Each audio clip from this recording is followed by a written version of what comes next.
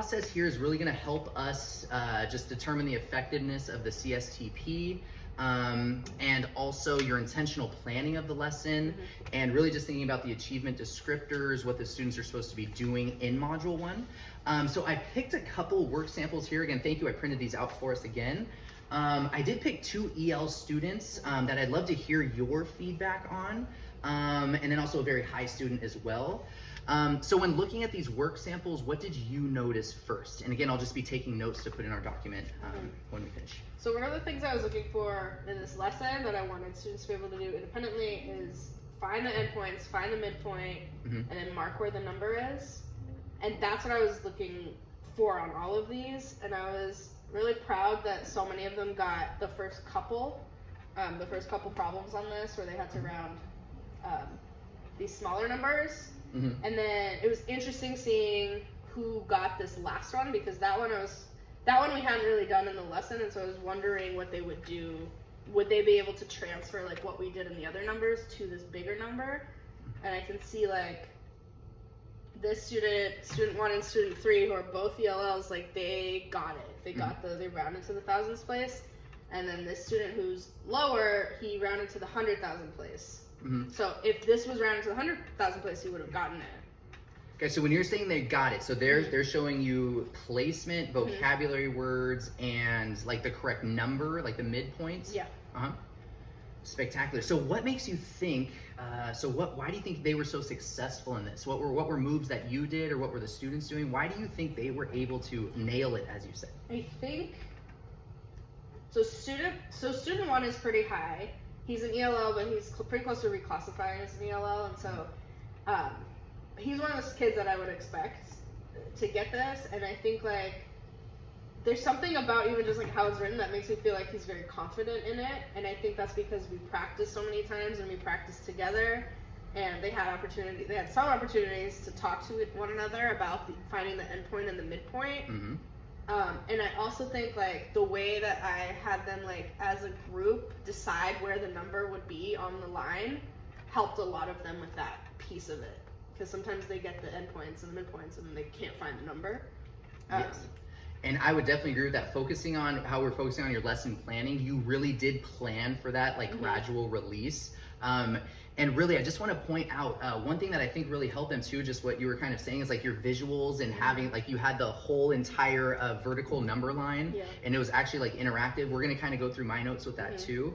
But even right now, I can hear you still like you even were using the vocabulary that you're looking for. And I think you being that consistent is really helping them really understand. It's like you're reinforcing this over and over again. And they had so many opportunities to do it. Like you said, the partnership, and kind of that we'll break down your lesson when we talk about my notes here. But yes, very visual.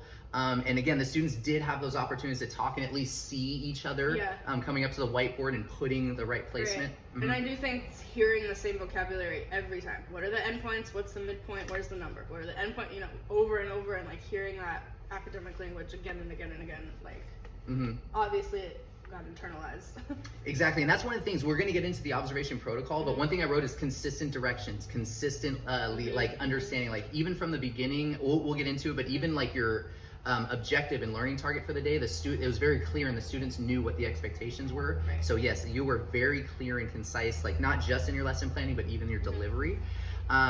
So again, wonderful job on these. We are going to keep referencing these, but I do just want to put in front of us. Again, I'll be taking notes from these work samples as we kind of continue. But after the work sample, we are now going to kind of look at the observation protocol, which is just a fancy name for a feedback form that I did share with you already. I know when I shared this, I quickly went over the first part of this, so I did leave all of that the same, kind of the summary and things.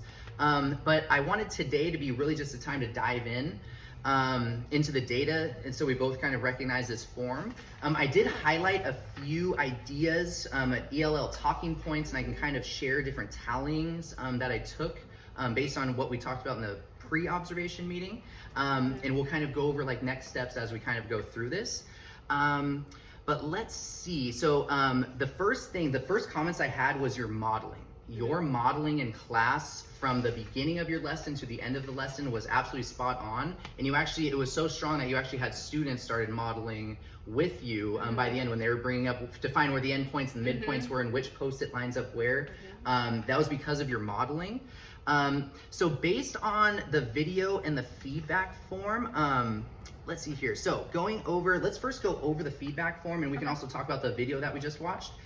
So really how this broke it down, just talking about kind of what the students were doing, what you were doing, and then we can kind of talk about like missed opportunities for teaching. But what did you see the students doing?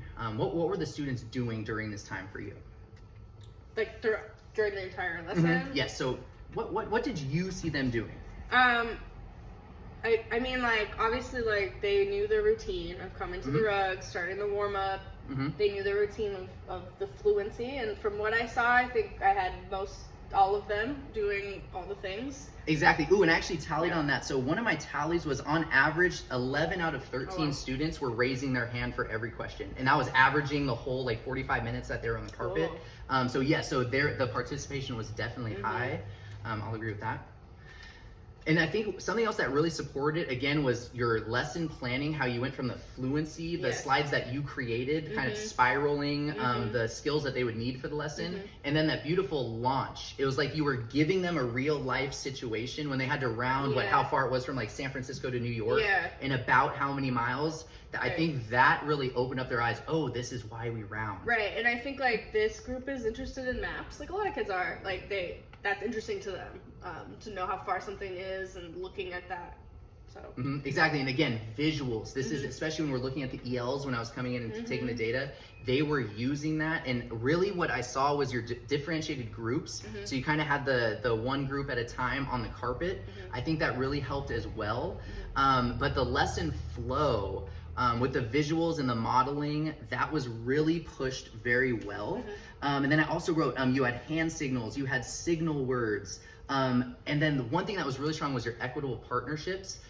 We'll kind of talk about more opportunities for student talk, but when they were talking to the right person about the right things. And they together were working towards the goal. Again, the tallies just showed how much participation there was. So hats off to you for making it fun for them to find real world rounding. And then also, so you kind of touched upon it too, when we're thinking about the missed opportunities, I think you didn't miss a beat. But when we're thinking about, it was like you to the student back to you, you to the student back to you for most of the lesson, not the whole lesson. But I was just thinking, if we're thinking about intentional lesson planning, like our CSTP, just thinking about where we can sprinkle in protocols for talking, like a turn and talk here, a think, pair, share here, and really where that might be. So those are kind of next steps, I think, as we're really focusing on lesson planning.